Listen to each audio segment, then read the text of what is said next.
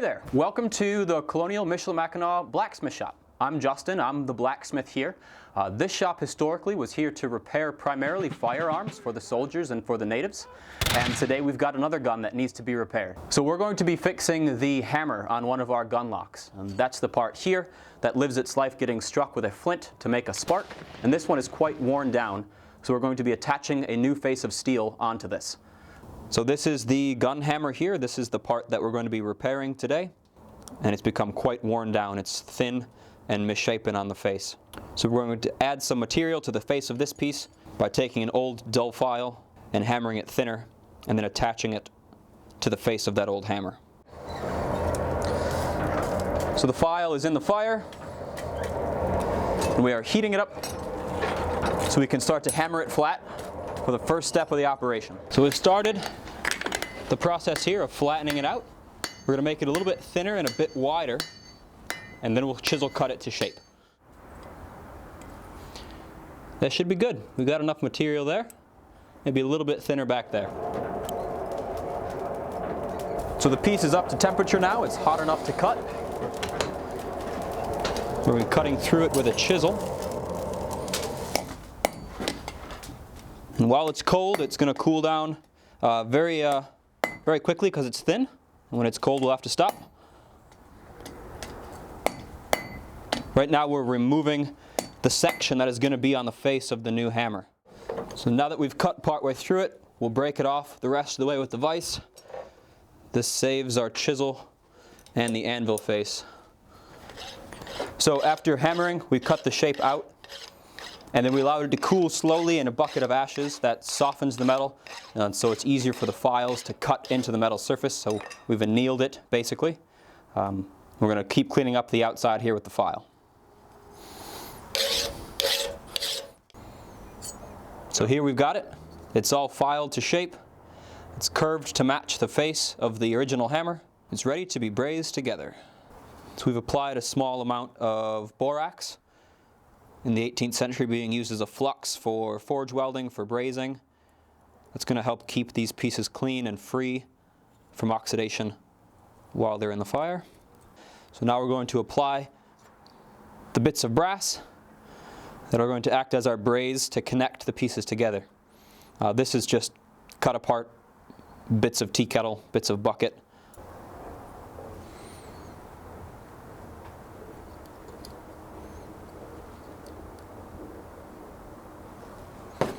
And now we need to tightly wrap this together with wire so they'll hold in the proper place while they're in the fire. So the pieces are all wrapped together. They're pretty tight. And we're going through with some scrolling tongs here, or basically some needle nose pliers.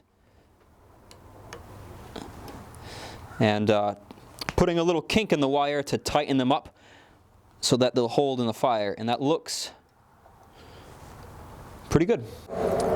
The pieces are all assembled. We've got the fire built up.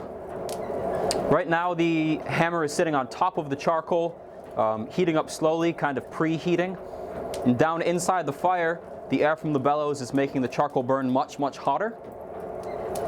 So once the piece on top is preheated and the fire down inside the coals is nice and hot, we'll cut the air blast, bury the hammer, and it will melt the brass without overheating the steel components. All right, so I'm going to try to just bury this piece in there now. It's relatively warm. We've got a nice kind of dull red on the body of the hammer. So we're going to bury it down in the hot ashes, put some more heat to it, but not too much. We don't want to oxidize it.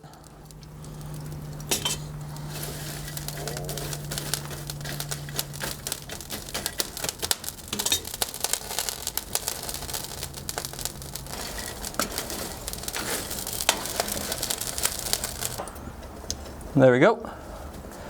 So it looks like everything is fused.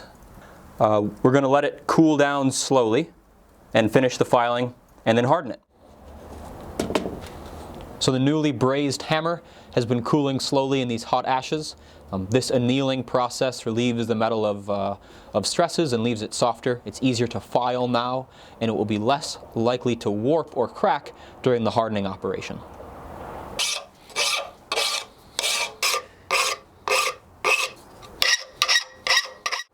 So the outline is done. Now to clean up the bottom here, and clean up the face, and then we can harden it.